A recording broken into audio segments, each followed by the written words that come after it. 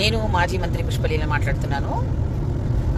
ఈరోజు నిజంగా ఒక మహానుభావుడిని మనం మిస్ అయిపోయాము. రాజశేఖర రెడ్డి గారు అసలు లీడర్ అంటే అలా ఉండాలి.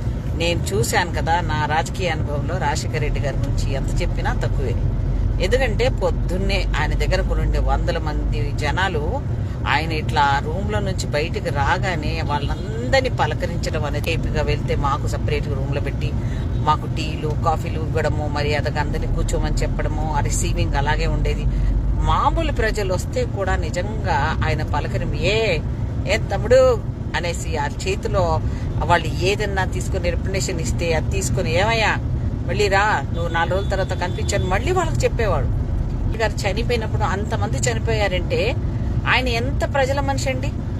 ఏం కట్టుకుపోతామండి జనాలకి? ఆ పదవులకు అర్థం లేకుండా అయిపోయింది. ఒక ముఖ్యమంత్రులు, మంత్రులు, ఎమ్మెల్యేలు ఎవడొస్తున్నాడో ఎవడు పోతున్నాడో, కానీ చిరస్థాయిగా ఉండే రాజశేఖర రెడ్డి లాంటి లీడర్ గా రాపోడు కూడా. చాలా బాధ అనిపిస్తుంది. నేను నిజంగా చెప్తాను, నా స్వయంగా నేను ఆయనతో పనిచేశాను కదా, నన్ను చూడంగానే ఆయన ఇన్నేళ్ళ నన్ను చూసినా, నేను ఒక మాజీ మంత్రినైనా సరే నన్ను ఎప్పుడు కూడా మాజీ మంత్రి అని పిలవలేదు, మంత్రి గారు అని పిలిచేవాడు. అంత గొప్ప మనసు. పదవులు ఉంటేనే కాదు, ఒక మనిషితో ఉన్న ఆ పార్టీ అంటే ఒక కుటుంబ బాధ్యతలాగా, ఒక కుటుంబంలో చిన్న పెద్ద లేకుండా అందరినీ ఒక స్మైలింగ్ తో పలకరించరు.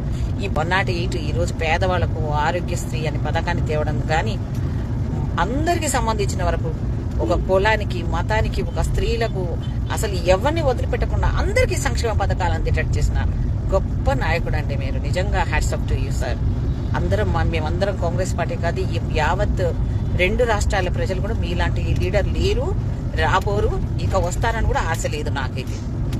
నిజమండి, గ్రేట్ లీడర్ అండి మీరు. Miss you sir. Thank you.